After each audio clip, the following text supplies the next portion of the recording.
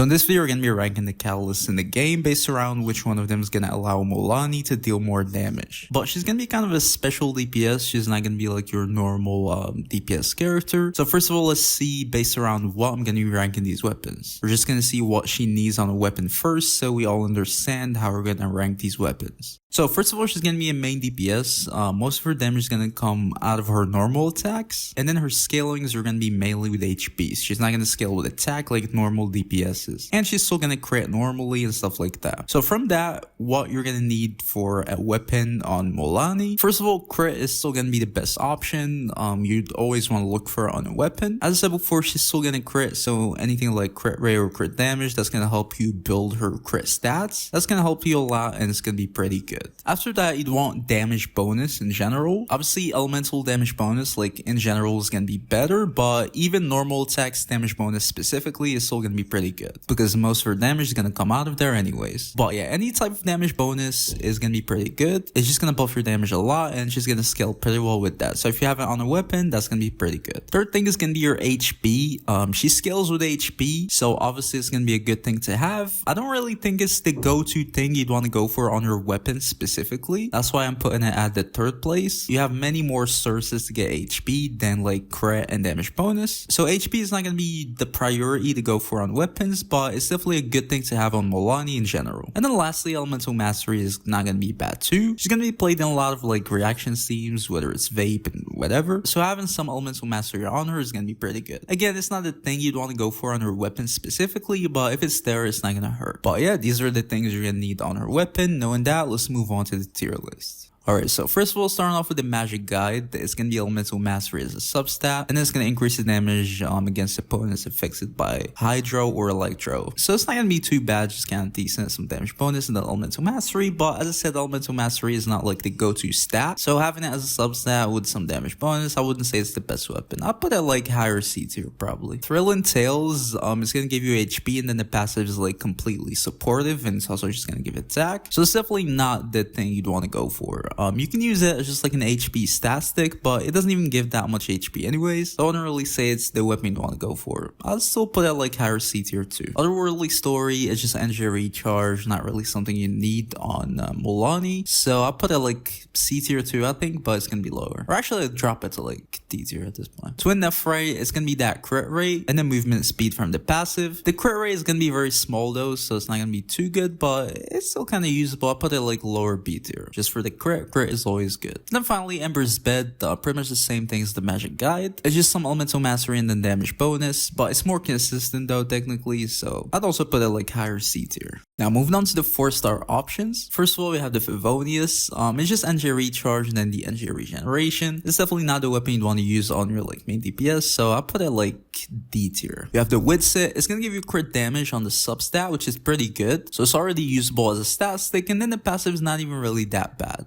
It's gonna have like the 3 themes, so it can give you either attack, damage bonus, or elemental mastery. And it's gonna give you huge buffs. The damage bonus is gonna be 48% at R1, which is super good. The thing is though, I just never liked the Witsit because it's simply just very inconsistent. Because when you have a character like Mualani, for example, attack is gonna be completely useless and the elemental mastery is just kind of whatever. So it's not like she's gonna benefit her as much. So the only thing that works with the Witsit is gonna be that damage bonus. So effectively, you're just gambling on like a 35% chance every time to get the right buff that's gonna actually help you. And if you don't, you're pretty much using a weapon without a passive. So yeah, that's why I never really liked the Witsit. Without the buffs, it's gonna be not the best weapon. It's just gonna be like crit damage stat stick. It's just like, you know, these 3-star weapons. But with the right buffs, it's gonna be pretty good. It's gonna be like up here at A tier, even S tier. So I think the right place to put it is gonna be like B tier, at least in my opinion. Just simply because it's just very inconsistent. I never liked it, but with the right buffs, it could definitely be higher. But I wouldn't really recommend using it though. We've got the sacrificial fragments, elemental mastery, and then the skill cooldown reset. I wouldn't really say you need that on Mualani. Just for the elemental mastery, I put it like C tier, and that's it. We've got the royal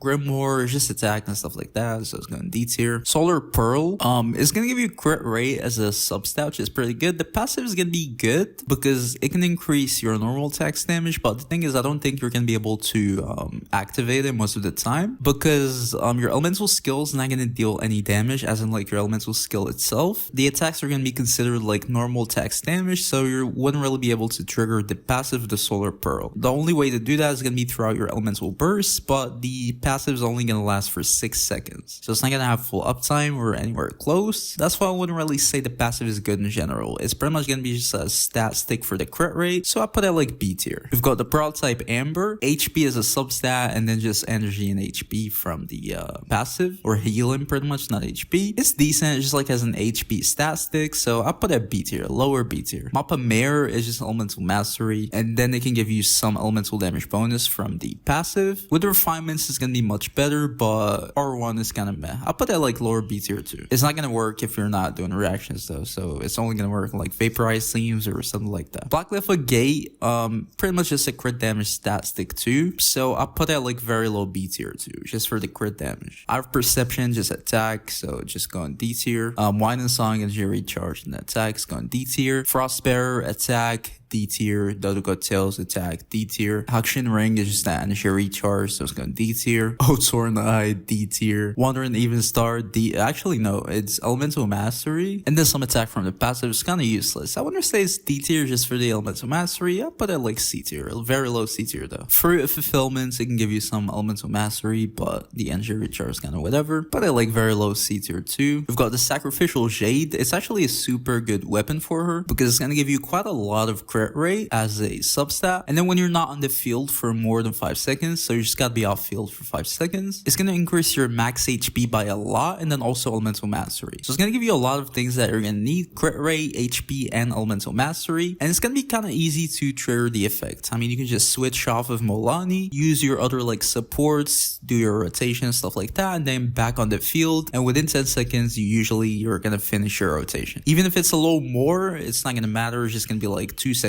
without the passive, but most of the time you're gonna be having the passive, yeah. So it's gonna work pretty well on Mualani. I'd honestly say it's a super good weapon. I don't think it has any drawbacks, so to be honest, I'd say it's S tier. It gives you a lot of things you're gonna need at once, so it's a super good weapon. And especially with the refinements, it's gonna be much better. We've got the Flow and Purity, it's just attack, just some elemental damage bonus, but it's kind of whatever. I have put it like either lower C tier or D tier, probably lower C tier. I just don't use it. I mean, it's whatever. Ballad of the Boundless Blue, energy recharge, and it's gonna give you quite a bit of normal attacks damage bonus, so it's gonna be pretty decent, especially with the refinements, but generally it's not the weapon you'd want to use. I put it like very high C tier. We've got the new Ash Graven Drinking Horn. It's gonna give you HP as a substat, so it's always gonna be good as a stat stick, and then just the passive is just some extra damage. I'll put it like B tier, I would say. Same as Amber and stuff like that. And then finally, the final 4-star weapon, we have Ring of Yakshe. It's gonna increase your normal attacks damage based around your HP. Obviously, you're gonna be building HP on your Mualani, so you're usually gonna max out the effect, or at least can. Maybe not always, but even if you don't, it's gonna be a decent weapon, you know, just some damage bonus and then HP stat stick, so it cannot be bad. I put it at A tier. Pretty decent, especially as a craftable weapon. You can refine it, and with the refinements, it's gonna be pretty decent.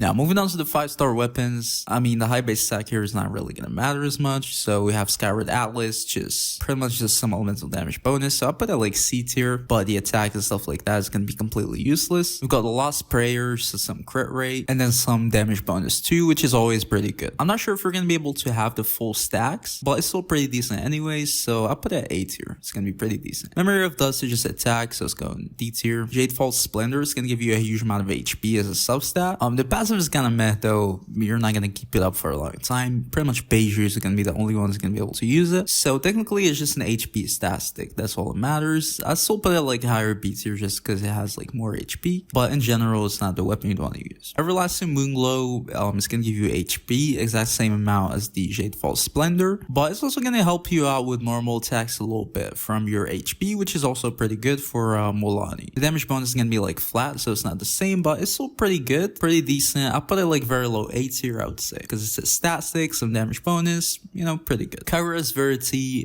pretty much is just a crit damage stat stick. It's gonna give you a lot of crit damage, but you know, that's pretty much it. The passive is only gonna buff your elemental skill, which is completely unexistent for Mualani. So I put it like B tier too, just a crit damage stat stick. 1,000 Floating Dreams is pretty much just elemental mastery, and also a buffing weapon, not the weapon you want to use, probably C tier. Delightful's Remembrance, crit damage, damage. It's not even as much. The passive is gonna be pretty decent though. It's gonna give you like the normal attacks damage bonus. You're probably never getting like the full effect usually because it's gonna reset if you reuse your elemental skill, but it's still a very good weapon actually. The damage bonus, normal attack speed, which is also pretty good, and some crit damage, that's always gonna be pretty good. So I'll put it at A tier. We've got Risley's weapon, the cash flow supervision, crit rate as a substat, and then the passive is just when your HP changes. You can have some normal attack damage bonus stacks, but this is only gonna be pretty much playable with Fiorina, or at least like playable consistently. It can still work though as a stat stick, but it's not the best for sure. And even without Fiorina, if you just run a healer, it can be pretty good. So I wouldn't really say it's bad. I put it like lower A tier. So with the Eternal Flow, a huge crit damage substat, which is pretty good. And it's also gonna increase your HP. The rest of the passive is just gonna buff your charge attack, which is kind of whatever. So it doesn't really matter.